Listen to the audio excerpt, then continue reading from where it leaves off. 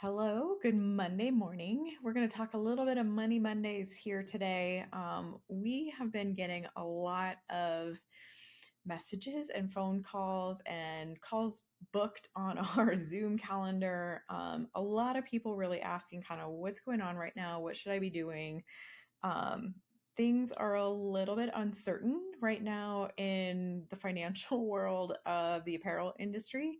People are curious what's going to be happening with all of these tariffs.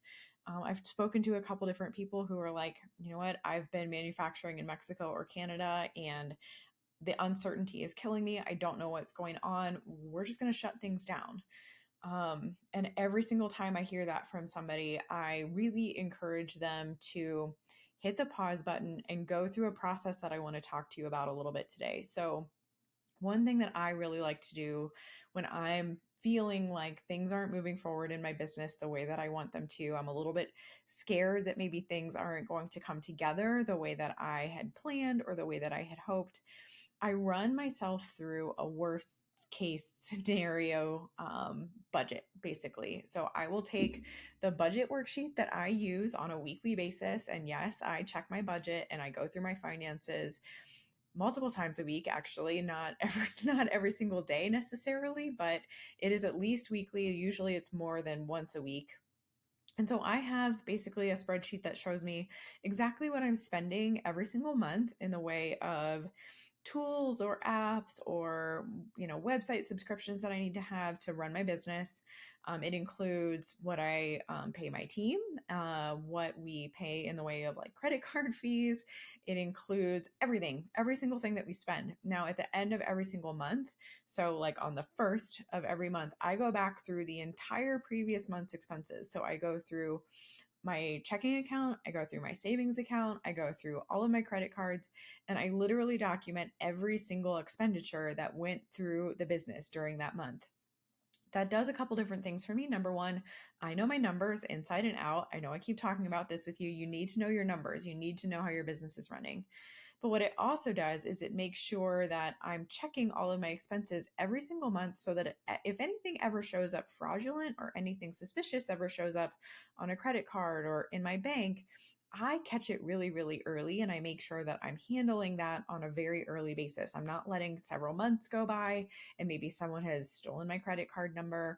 I'm always making sure that I'm on top of all of that. So I have this spreadsheet. I also have a cash flow spreadsheet where I basically say, this on this day of this month, I expect this much money to be coming into my company because this invoice should be paid. At that point, then I'm going to pay my team. So this is coming out of my account.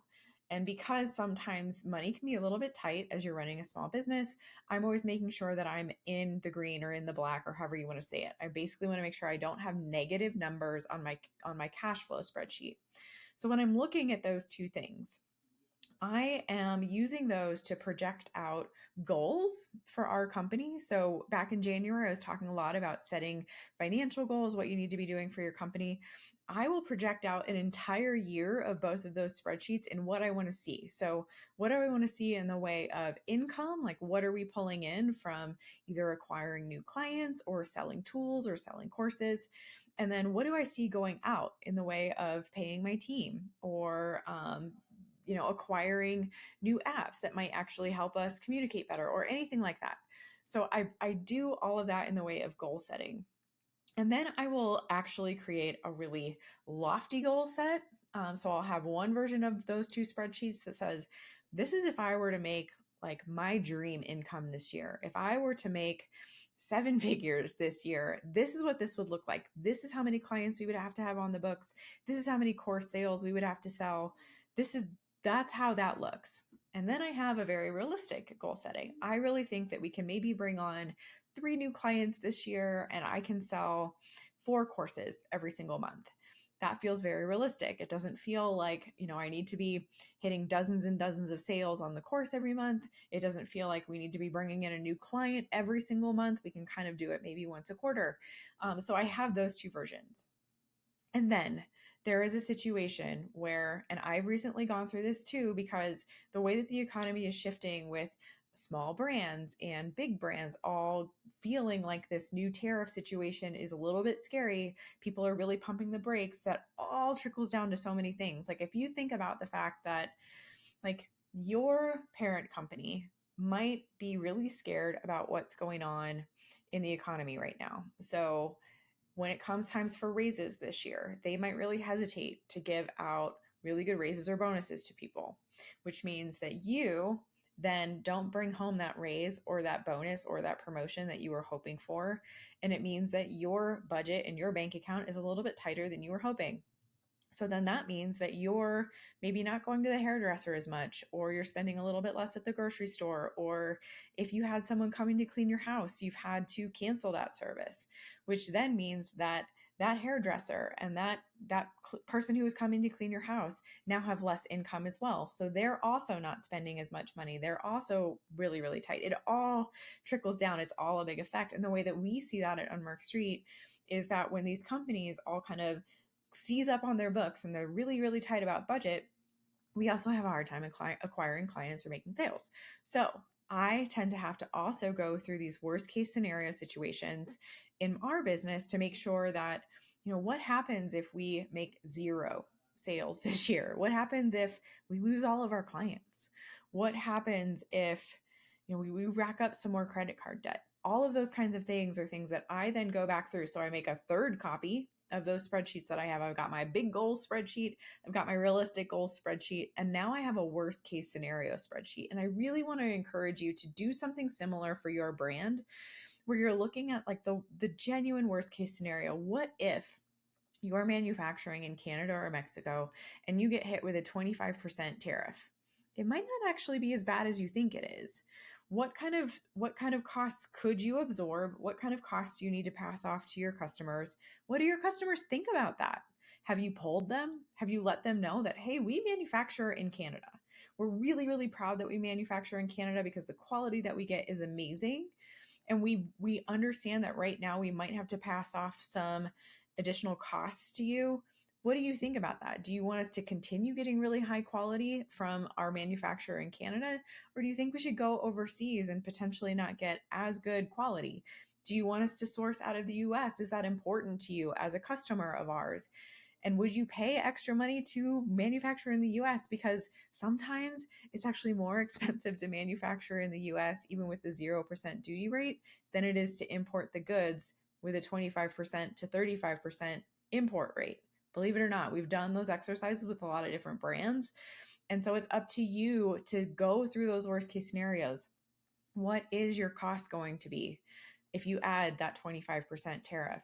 You might not have to react in shutting down your business right now. You might be able to figure something out. And a lot of times too, what this does is when I have a worst case scenario down on paper and I can see it, and I understand that worst case scenario really isn't as bad as I think it is, that really mentally helps me as a brand owner and as a business owner to keep going and keep figuring out, okay, worst case scenario isn't that bad. It's going to be okay. We're going to get there. And so I really want you to consider doing that for your business right now. If you're feeling like you're in crisis mode, I want you to consider what the worst case could possibly be, because it might not be as bad as your mind is making it out to be.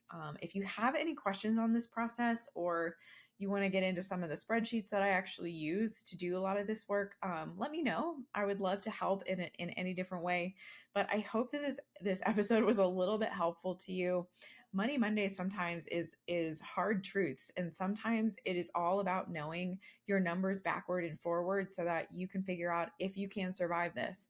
If you go through a worst case scenario and you find out that you cannot survive the tariff or something changing in the economy, then is the time to start considering, maybe what's my exit plan, or what's a much more reduced plan so that I can either survive this, or do I need to go back and get a job back at corporate? Or do I need to go down the street and work with the boutique and see if they need helping hands? Maybe they need to hire somebody.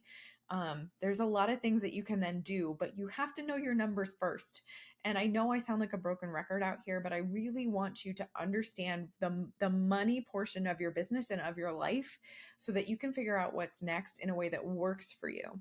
So, again, let me know if you have any questions. Please put comments below. Let me know what you think of this. If it was helpful to you, share it with somebody who you think could also benefit from this conversation. And if you are really panicking about what's going on right now, I encourage you to take the time to do this for yourself right now before you do something drastic. Okay, have a great week ahead. Happy Monday, and I'll talk to you next week.